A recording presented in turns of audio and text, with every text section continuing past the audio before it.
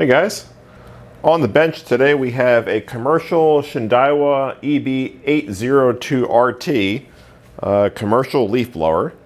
I don't know much about it other than it's used commercially. It's a fairly heavy duty unit. You'll see it's missing some blower tubes. And the owner of this blower asked me to take a look at it because he says that when he starts it, it seems to idle okay, but when he gives it gas, it kind of dies. So just kind of doing a visual inspection, I see that it looks like we have a bit of a fuel leak around the carb grommet, or the fuel tank grommet down there.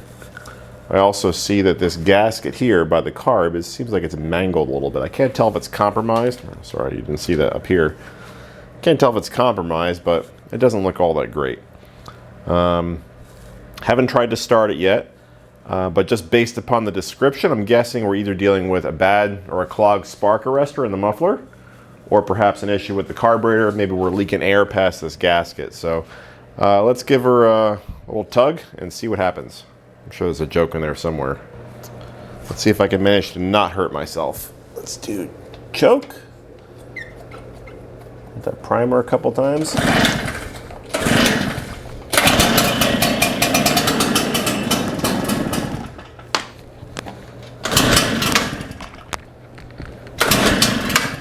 Let's do some more choke. Doesn't really want to run, does she?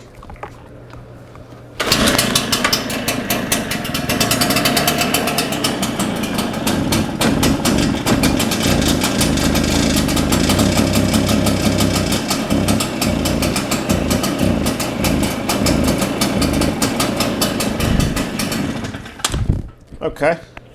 You guys probably saw me feeling the muffler there, or the output from the muffler. I just wanted to see if the muffler had good output to determine if it's clear. I did feel some good exhaust coming out there. It does feel clear, so I'm guessing at this point we're dealing with a carburation issue. You kind of have to use your judgment there too, because this is an 80cc engine. It's a pretty big motor, pretty big two-stroke, so that thing should be outputting a good amount of exhaust. So if you feel like, you know, the output of the exhaust is disproportionate to the size of the motor, that's when you want to investigate the spark arrestor. Also, if the motor kind of sounds like it's running underwater or kind of muffled, that'd be another time where you'd want to investigate the spark arrestor. I think we'll go after it anyway, just for good measure. Okay, this spark arrestor is held in by 2 Phillips head screws. Gonna crack them loose, and then we'll take them out. The Shindaiwa was actually made by the same company that makes Echo. I think it's Yamaboka today. It was Kyoritz in former years. But they use a lot of the same parts. They're all really good machines, so a lot of the parts interchange. So I don't recall off the top of my head what the comparable Echo unit is, but there's a lot of crossover parts-wise, which is good. It makes it easier for us working on these things. So right now I'm just fishing these screws out. I suspect we're going to see a pretty clear spark arrestor, but again, this is just for due diligence. Yep, it's clear. I'll show you guys what I mean here. So here is the spark arrestor screen. So all the exhaust goes through this screen. The idea is that any sparks that may fly out of the cylinder have to pass through this screen, and we kind of get caught on this mesh here. A lot of times if someone uses a poor quality two-stroke oil, or the mix is wrong or whatnot, you'll see this all blocked up and almost impassable for exhaust. So I don't think that's what we're dealing with here though. Again, I think we're dealing with a carburation issue. So what we'll probably do is we'll get a carb kit ordered, go through this carb, fix that gasket in there,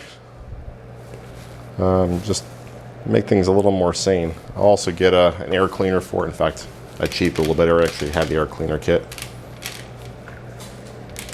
So this Stens kit here is a heck of a lot cheaper than the Echo Shindaiwa part, and it comes with the pre-cleaner, the pleated paper cleaner, and a fuel filter. So it's a pretty good value. I'll give you guys a link in the description. It's part number 605600. And the reason why I ordered this is, again, I cheated a little bit. I opened this air cleaner cover. It wasn't super tragic, but wasn't great either. Looks like someone put this thing back together and maybe scrunch the filter a little bit. 12 miles of threads on this thing, geez. Show you what I mean in a second if I ever get this cover off.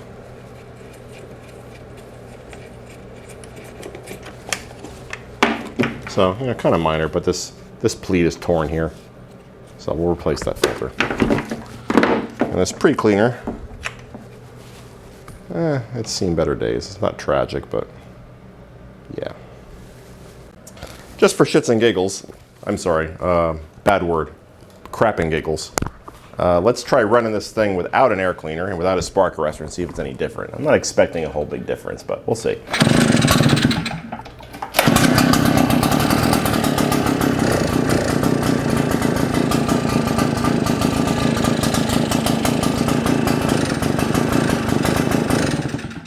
Nope, not much of a difference, except that it's louder. Well, you look at that. I just happen to have the exact repair kit in stock. When does that ever happen? This machine has a Walbro carb. It takes a repair kit K23WYK. And I don't know how, but I don't know. I don't see these all that often, but I have one in stock, so how magical. Less money we have to spend in parts, more money we can spend on beer. Now, before we do another thing with this, though, this thing needs a bath. You guys probably know me by now. I hate working on dirty equipment. The dirt will find its way into other parts of the equipment and cause more problems and get your hands dirty. You go through more gloves. There's nothing good about working on dirty equipment. Nothing good can come of it. So I'm going to take it out and give it a little bath. Then we'll pull the carb off and stick it in Mr. Ultrasonic Cleaner. Gave her a bath. Now it's time to take the carb off. Forgive the background noise. It's July in South Florida, so it's brutally hot in this garage. So I got a little portable AC unit going in the background. It's either working comfort or not at all, right? These are little 4 millimeter Allens. Don't have all the parts for this thing yet. Still waiting on a couple gaskets. I ordered some tubes for the blower. Yeah. So I think right now we're just going to stick the carb in the ultrasonic cleaner. Get it cleaned up for when the parts do arrive.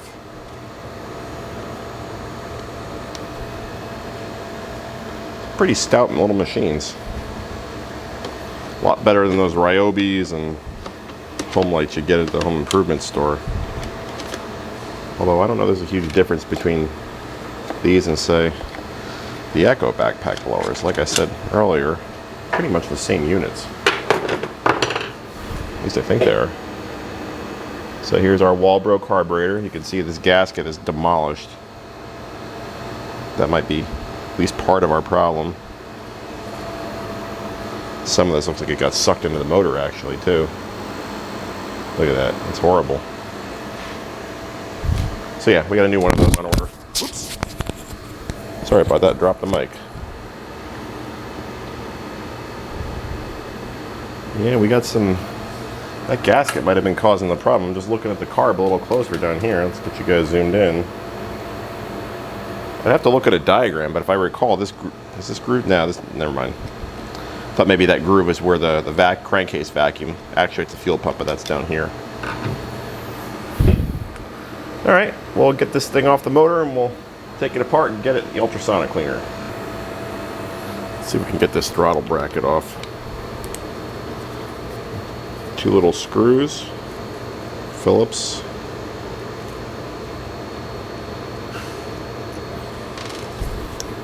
Another one down here. Hopefully this whole bracket comes off now, so we don't have to mess with it.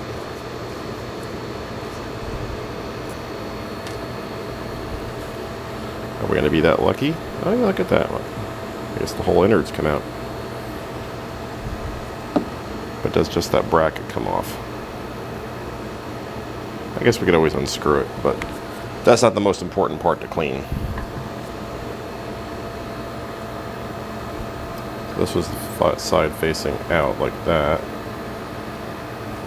Pull these fuel lines off. Whoa. Watch your eyes. You guys can probably barely see what I'm doing. Zoom out a little bit. There we go. Get this fuel line off too. we go. Carb is free. We'll get to this piece later. Let's shove this thing out of the way a little bit.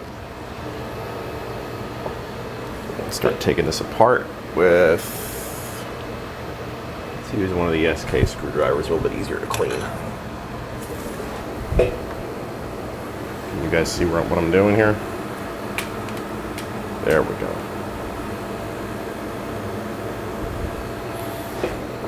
So Walbro is one of two major manufacturers that you see in outdoor power equipment carburetors these days. There are some others, but Zama and Walbro are by far the most common. I don't really have a favorite. When they don't work, they both suck equally.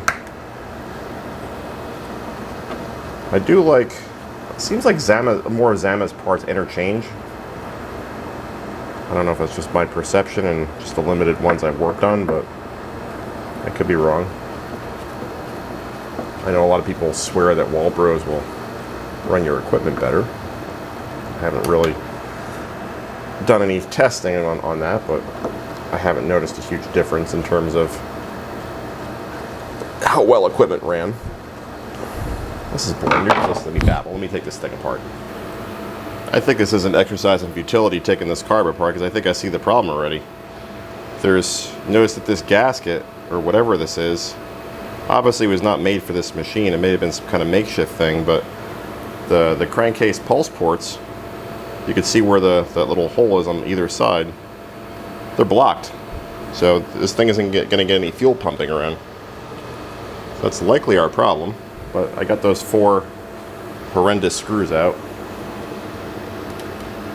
Let's get you guys a little better situated. So you got the 4 screws out. Got your purge assembly. Got your diaphragm, metering chamber. And your fuel pump should be right under here. Maybe there's another screw holding it. Gotta be careful how you put these things back together too. Nope, no other screws. So it should just pop right apart. Should being the operative word. Nothing holding it.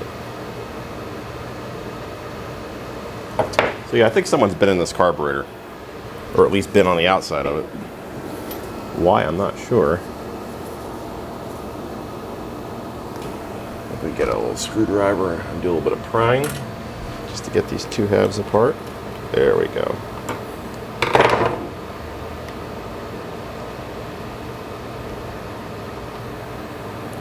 That's your fuel pump assembly in here. Alright, so we'll scrape some of this gasket off. Residual gasket on here. A little bit of residual gasket on here, not much. Then we'll just dunk her in the ultrasonic cleaner and let her cook. I did decide to take this butterfly, this rotary assembly off. It really just slides off here pretty easily. It's kind of neat how they designed it. So this just kind of slides under like so. Pretty clever. And this just slides back out. And we could pop this throttle cable off and we'll just dunk all these parts. All these parts here. Pop out this primer bulb. One thing I do like about Walbro is in their repair kits or the rebuild kits, they actually include the primer bulb. Zama, for whatever reason, on God's green earth doesn't do that. So you got to buy all those parts separately. So this is all going to go for a bath. Let's take a look at the water before. This is just simple green and water. So I used it maybe one other time. Put our parts in there. And we'll hit the go button. See you in half an hour.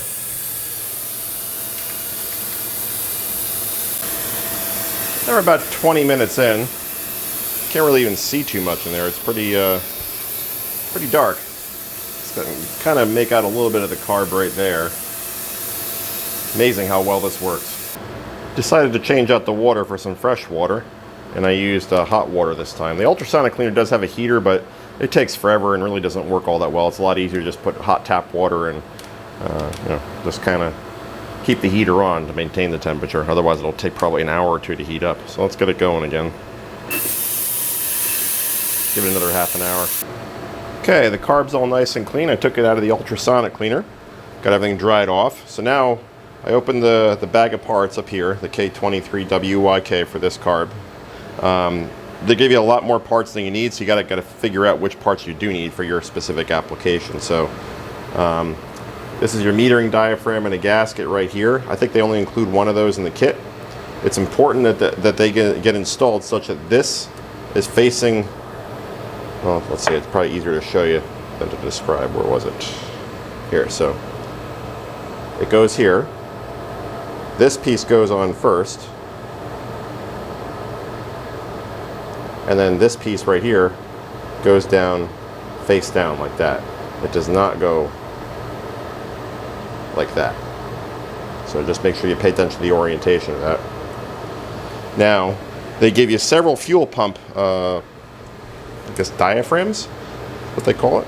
So you just got to figure out which one you had in the carb. Here's the old one here.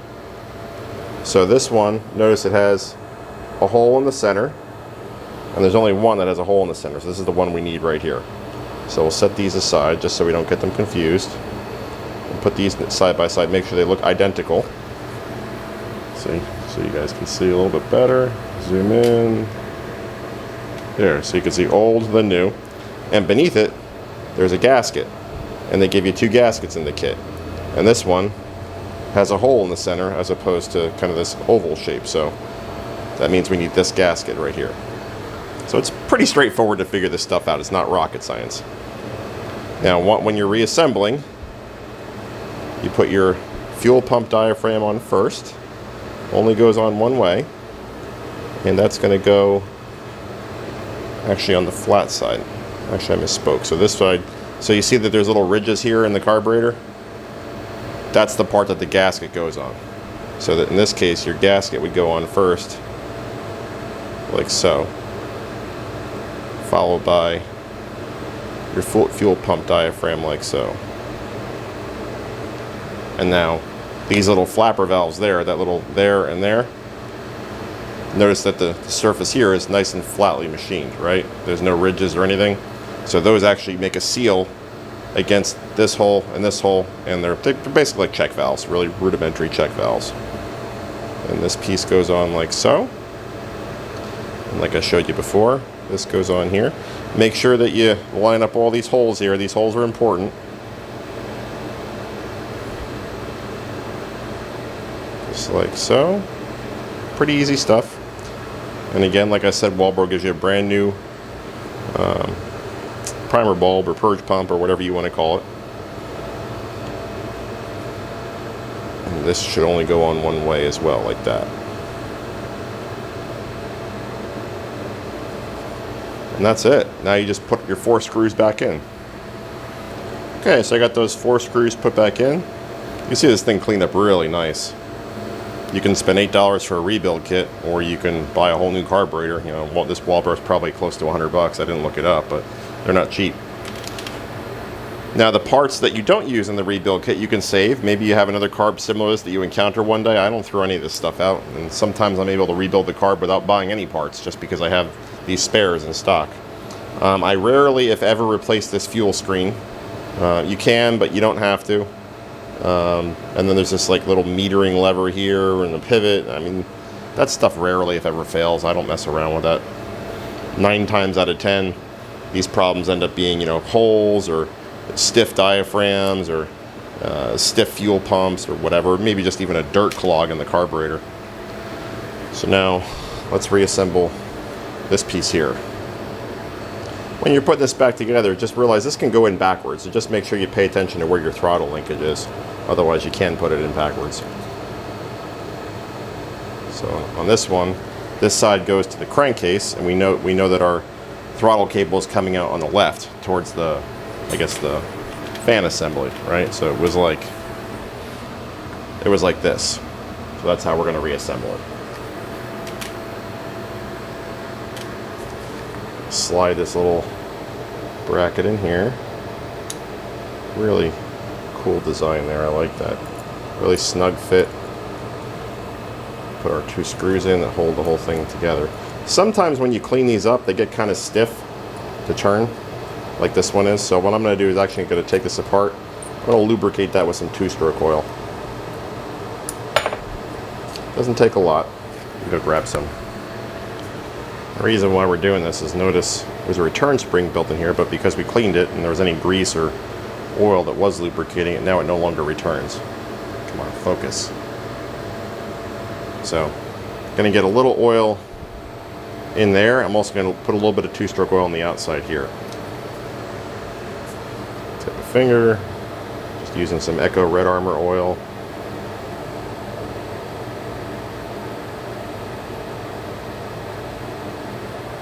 There we go. Just going to take some Tri-Flow and shoot it in that pivot there. This stuff is really cool. I don't know if you guys use this stuff. Get it for like $6 or $7 on Amazon. I'll give you a link. Just get a couple drops in there and up in here, then rotate it back and forth a few times. That loosens it up.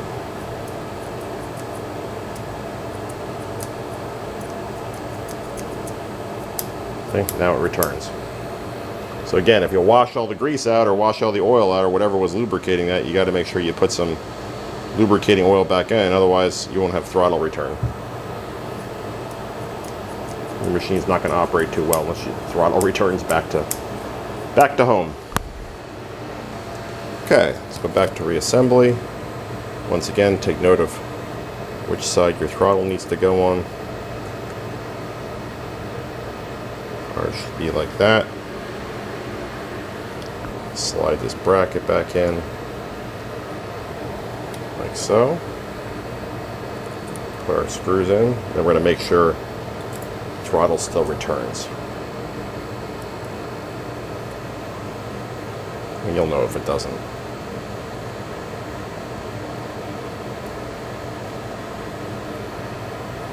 These rotary carbs are getting really popular these days. They don't seem to use those butterfly valves anymore. They use that rotary assembly. Don't really know why. If you guys know why, I'm curious. I don't know if they're more efficient, cheaper to make, combination of the two, cheaper to make, cheaper to make. So, see, the throttle returns perfectly. All right. That's all we can do for now. I'm waiting on that gasket that was, I mean, if you can call this a gasket. I'm waiting on a new one of these. I'm waiting on the tubes, and I'm also going to replace the fuel tank grommet too, just because we saw evidence of fuel there when it came in. You know, this area was all covered with gas and nasty, so I cleaned it all up. We'll replace this grommet. Pick it up when the parts arrive. It's a couple days later, and all of our parts arrived. We got our Sten's maintenance kit, though I think this was here last time. We got our fuel tank grommet. We have our carburetor to manifold gasket. And notice that these two holes are there, right here and right here. You only need one of them, but they're important. That's what allows the carburetor to receive a crankcase pulse signal for the fuel pump. So without that, it's not going to pump any fuel. And a couple other tube accessories. So let's pull the carb off, get that gasket on. We'll tighten that up. I just reassembled everything loosely here, just so I remembered how it went back together. Not that it's terribly difficult, but make sure you drop all the fasteners that you can, because the more difficult they are to find, the better. Pull our carb off. Now, with the carb off, I think now is a good time to do the fuel tank grommet, just because we have easier access. I normally pry these out with a screwdriver. They're normally not too bad. But we'll see. I've been wrong before.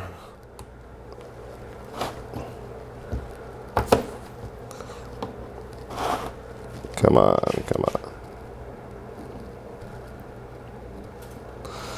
She's coming. Slowly, but there we go. That's how you get them. This is all swollen.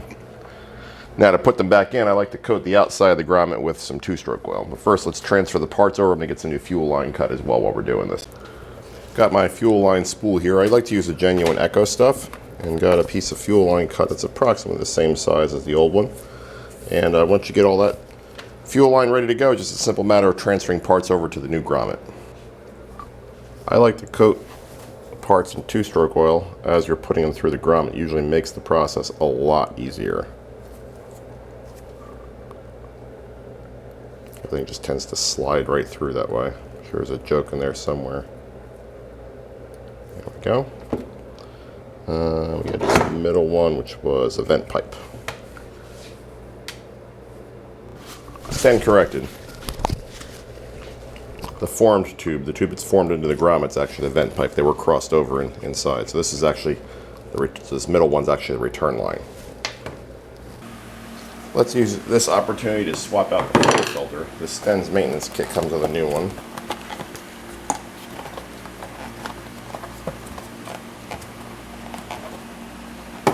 There we go. Old and new. We'll use a new section of fuel line.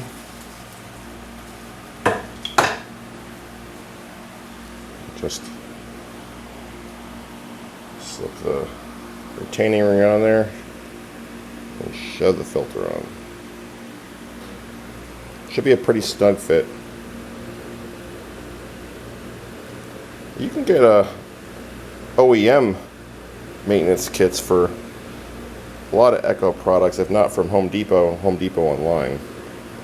You just slide this ring down with your fingernails. Just be careful because they are a little stiff. There you go. Okay, got our new fuel tank grommet assembly. Everything is deliberately left long. We'll trim that down once we get it into the tank. So let's drop the fuel filter in first. And this is the tricky part. I coated the rim of the tank and the grommet with 2-stroke oil just to kind of ease it in. It looks like this has been done before because this tank is a little banged up. So you just kind of work it in with a screwdriver. You don't want to poke anything and break anything. So I'm pushing downward and I'm pushing inward with the screwdriver. I think we need to get a poke on this side. Should be a snug fit.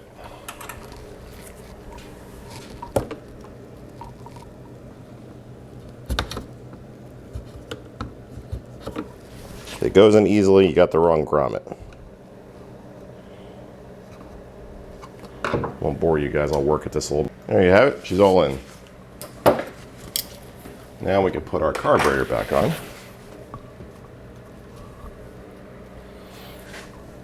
And now the $1,000,000 question is, where's our vent assembly? Or where's our vent hole? I see a vent here and vent here. They're probably one and the same, I would guess.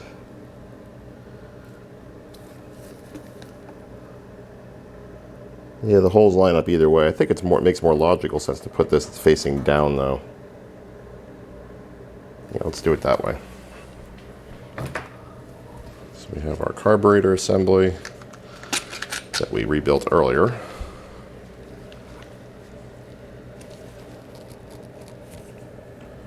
Get our throttle cable hooked up, or at least mounted. Hook it up a little bit later. There we go. Make it so you guys can see.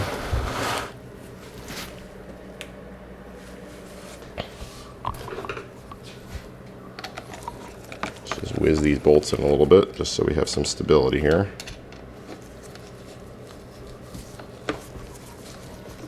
Let's hook up our throttle linkage. Sometimes these can be a little tricky.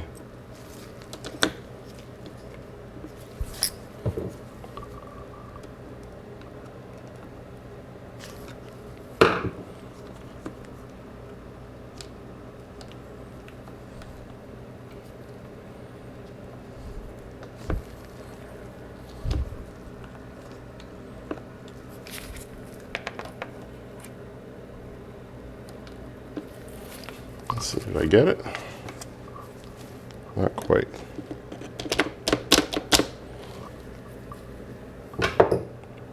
Not backwards, is it? This thing should pop into a little groove there on the carburetor, or on the, might be backwards. Yeah, I think I have it backwards. It happens. I'll just spin it around.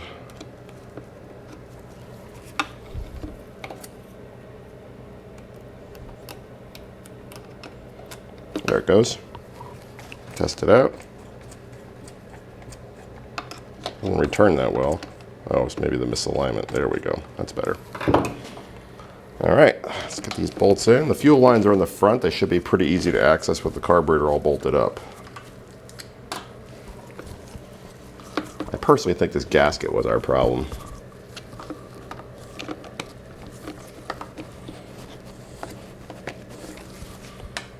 Because we didn't have those holes for the crankcase pulse. And those are pretty important. Otherwise you're not going to get any gas to the carb.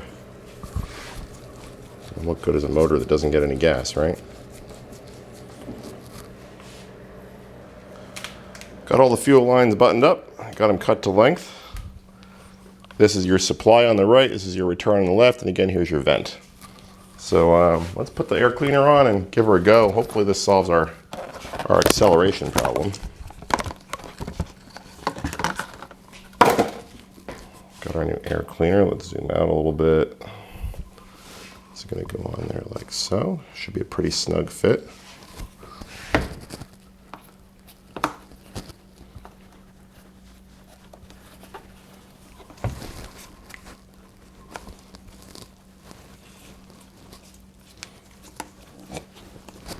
There we go. Let's get our pre-cleaner in the housing. Make sure you drop all the old parts on the floor. That's important. There we go. Let's whiz this on real quick. Let's see what happens, shall we? We'll fix the tubes in a little bit. Okay, the throttle's on. Choke is on. Where is it?